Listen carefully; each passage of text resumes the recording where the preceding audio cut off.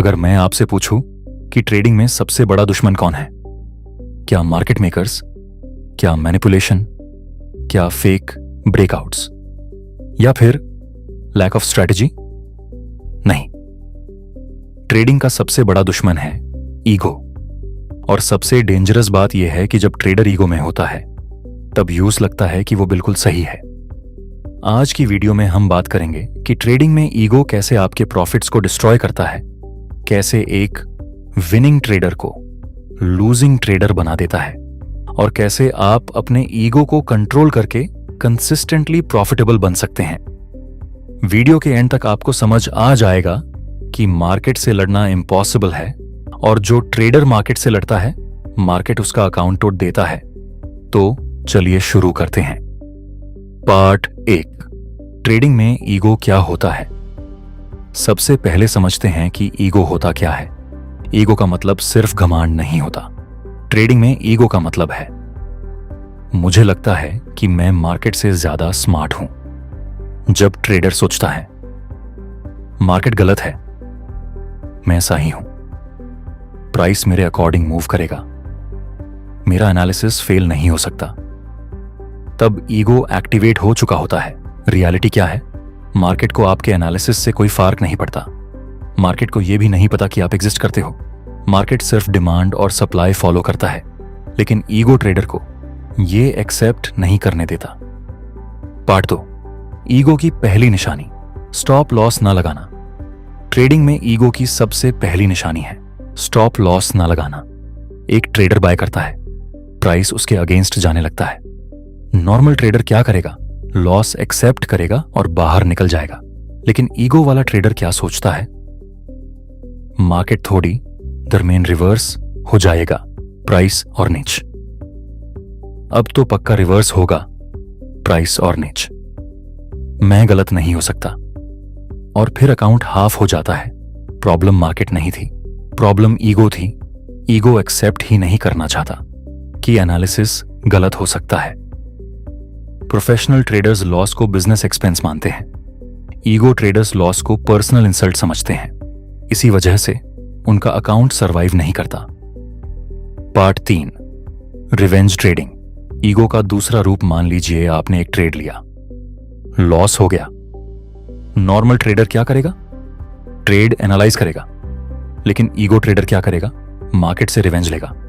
वो सोचेगा मार्केट ने मेरा पैसा ले लिया, अब मैं मार्केट से डबल पैसा निकलूंगा। और फिर बिना सेटअप के ट्रेड, फिर एक और ट्रेड, फिर एक और ट्रेड, और धीरे धीरे पूरा अकाउंट डैमेज हो जाता है। मार्केट आपका दुश्मन नहीं है। मार्केट ने आपको पर्सनली टारगेट नहीं किया, लेकिन ईगो ट्रेडर हर लॉस को पर्सनल अटैक समझता है और रिवेंज ट्रेडिंग स्टार्ट कर देता है। पार्ट 4, ओवर कॉन्फिडेंस का जाल। अब बात करते हैं विनिंग स्ट्रीक की। मान लीजिए आप लगातार 5 ट्रेड्स जीत गए। अब कॉन्फिडेंस बढ़ना नॉर्मल है, लेकिन यही कॉन्फिडेंस जब ओवर कॉन्फिडेंस बन जाए तब ईगो जन्म लेता है। ट्रेडर सोचने लगता है मैं मार्केट समझ गया, मैं जीनियस हूं, मुझे रिस्क मैनेजमेंट की जरूरत नहीं। और फिर position size double, risk double, rules break. बस एक गलत ट्रेड और पूरा प्रॉफिट खत्म। हिस्ट्री में कई ट्रेडर्स अकाउंट ब्लो कर चुके हैं सिर्फ इसलिए क्योंकि उन्होंने अपनी सक्सेस को स्किल समझ लिया, जबकि वो सिर्फ टेम्पररी मार्केट कंडीशन थी। पार्ट 5, मार्केट हमेशा सही होता। एक बहुत इंपॉर्टेंट लाइन याद रखो, मार्केट इज ऑलवेज राइट। आपका एनालिसिस गलत हो सकता है, आपका प्रिडिक्शन गलत हो सकता है, लेकिन मार्केट गलत नहीं हो सकता। अगर प्राइस ऊपर जा रहा है तो वो ऊपर जा रहा है, अगर नीच जा रहा है तो नीचे जा रहा है। ईगो ट्रेडर चार्ट से आर्ग्यू करता है, प्रोफेशनल ट्रेडर चार्ट को फॉलो करता है। मार्केट के साथ चलना पैसा देता है, मार्केट से लड़ना लॉस देता है। यह ट्रेडिंग का गोल्डन रूल है। पार्ट 6, ईगो और पोजीशन साइजिंग।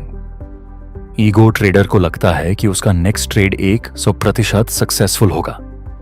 इसी वजह से वो ह्यूज पोजीशन ले लेता है। उससे लगता है ये सेटअप मिस नहीं हो सकता। लेकिन मार्केट प्रोबेबिलिटी का गेम है।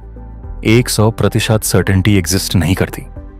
प्रोफेशनल ट्रेडर जानता है कि बेस्ट सेटअप भी फेल हो सकता है, इसलिए वो रिस्क कंट्रोल करता है। ईगो ट्रेडर सर्टेनिटी ढूंढता है, प्रोफेशनल ट्रेडर प्रोबेबिलिटी एक्सेप्ट करता है। पार्ट 7, सबसे बड़ा lesson, except being wrong. Trading में सक्सेसफुल होने के लिए इंटेलिजेंट होना जरूरी नहीं, रिच होना जरूरी नहीं, लेकिन एक चीज जरूरी है, गलत होने को एक्सेप्ट करना। हर प्रोफेशनल ट्रेडर गलत होता है, हर हेज फंड मैनेजर गलत होता है, हर सक्सेसफुल इन्वेस्टर गलत होता है। डिफरेंस सिर्फ इतना है, वो जल्दी एक्सेप्ट कर लेते हैं, ईगो ट्रेडर गलती एक्सेप्ट नहीं करता। प्रोफेशनल ट्रेडर गलती से सीखता है, इसी वजह से प्रोफेशनल सरवाइव करता है। पार्ट 8, ईगो को कंट्रोल कैसे करें। अब प्रैक्टिकल सॉल्यूशंस। रूल नंबर 1, हर ट्रेड के साथ स्टॉप लॉस मैंडेटरी रखो। Rule number 2, trading journal maintain करो। रूल नंबर 3, प्रॉफिट के बाद एक्साइटमेंट में रिस्क इंक्रीज मत करो।